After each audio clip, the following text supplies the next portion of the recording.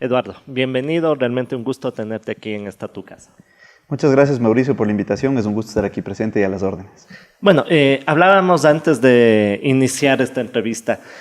Decíamos que uno de los retos principales a los que el Ecuador, y quizá es un problema de Latinoamérica, se enfrenta, es el hecho de convencer a los jóvenes, que ojo, para las próximas elecciones de Ecuador 2017 son mayoría, de ser políticos. ¿Qué tan difícil es esa tarea?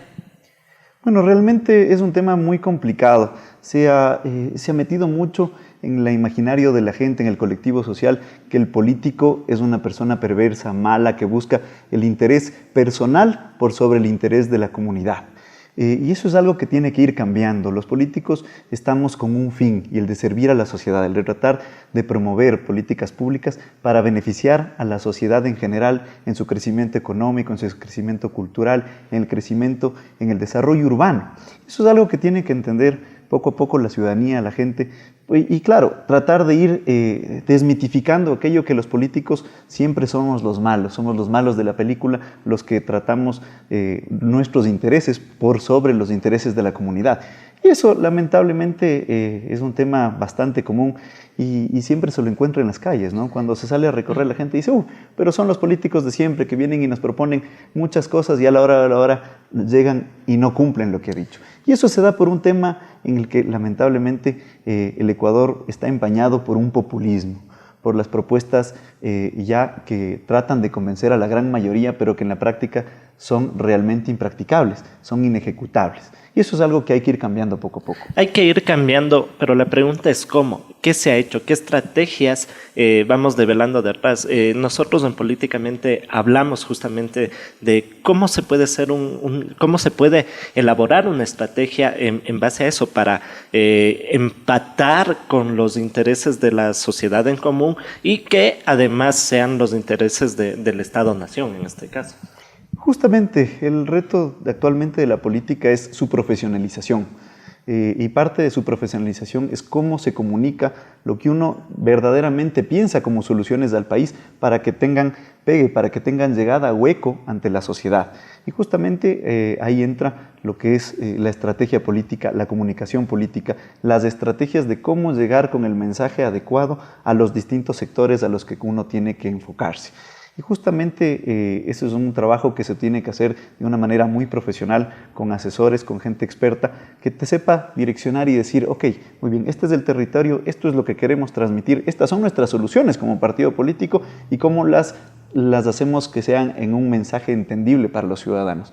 Porque a veces, claro, uno puede hablar de una manera muy técnica, muy complicada, y el común de los ciudadanos no entender esas posibles soluciones. O al hablar de macroeconomía o de políticas públicas, son a veces temas o lenguajes muy complejos, muy difíciles de entender para el común de los ecuatorianos, y evidentemente esto hay que aterrizarlo para que sea entendible y digerible, ¿no? O en su momento era necesario hacerlos muy complejos, como para que la opinión pública no esté atenta a ese sentido, sobre todo en la economía. Puede ser. Mira, a veces las estrategias pueden estar encaminadas a tergiversar determinados mensajes, a crear espectáculos y shows políticos para distraer lo que verdaderamente pasa en la realidad, lo que verdaderamente debería preocupar, como es la economía. Y claro, se inventan o salen a la luz nuevos tópicos, nuevos temas de discusión mediática que evidentemente distraen de lo que verdaderamente debería estarse discutiendo. Desde esa perspectiva, como político y en este caso ya con un caso de éxito, haber llegado a la alcaldía, a la concejalía, sin tener un candidato a alcalde por parte de su partido, ¿cómo se logró? Y también desde esa perspectiva, ¿cómo miran ahora al nuevo electorado? ¿Qué intenciones tiene? ¿Por dónde se comunica? ¿Cómo se capta la atención de ellos? ¿Cómo se lo haces? Recorriendo las calles, tratando de llegar con un mensaje importante a los ciudadanos, conversando y empapándose también, porque uno no es dueño de la verdad absoluta, sino que conversando con la gente, entendiendo la problemática desde los distintos sectores, para que desde ahí salgan las verdaderas propuestas encaminadas a solucionar los problemas de la ciudad. ¿Con qué equipo contabas? Me refiero específicamente a qué disciplinas, a qué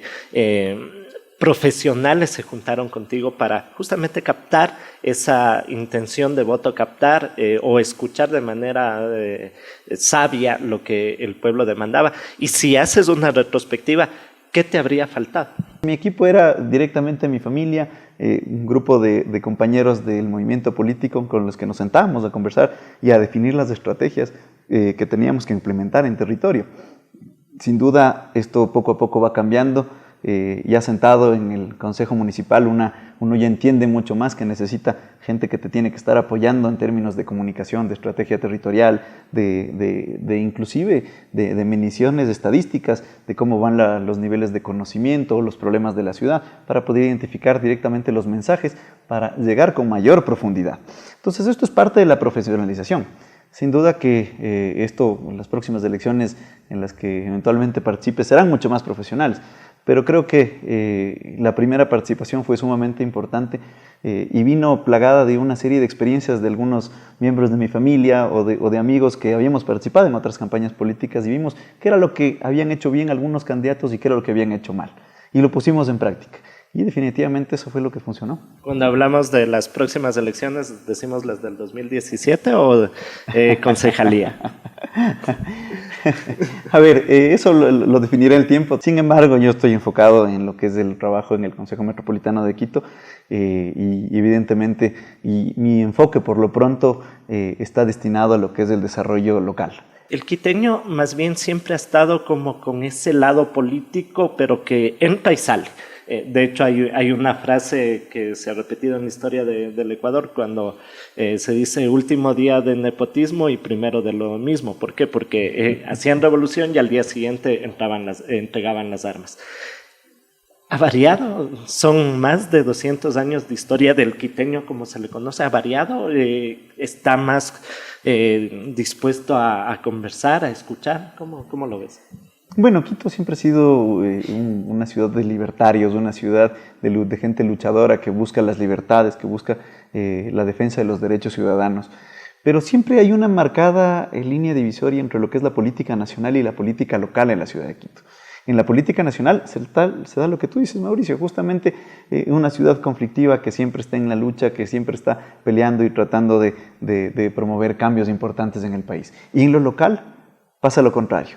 En lo local, el Consejo Municipal, por muy politizado que parezca en un inicio, siempre se quita las camisetas de sus partidos políticos y se pone la camiseta de Quito y trabaja por su ciudad. Y por eso es que Quito hoy por hoy es la ciudad más importante del Ecuador y uno de los pilares fundamentales en turismo a nivel mundial, inclusive me atrevo a decir. Tenemos esa mezcla también de política nacional, en donde decimos lo que está pasando a nivel nacional no puede seguir así, y en donde nuestra historia nos obliga a ser la ciudad más política del Ecuador y a opinar y a ser rebeldes y a proponer cambios importantes que nos vean y nos guíen a un país mucho mejor. Y claro, los quiteños siempre seremos irreverentes al poder, siempre seremos rebeldes, siempre seremos libertarios, siempre seremos aquella luz que necesita el Ecuador para hacer esos cambios trascendentales que necesita el país. Y creo que uno de ellos se viene en el 2017. Muchísimas gracias, Eduardo, por haber venido acá. Espero que no sea la última vez. Esta es tu casa, está siempre las puertas abiertas. Encantadísimo. Primera, pero no última. Hasta la próxima.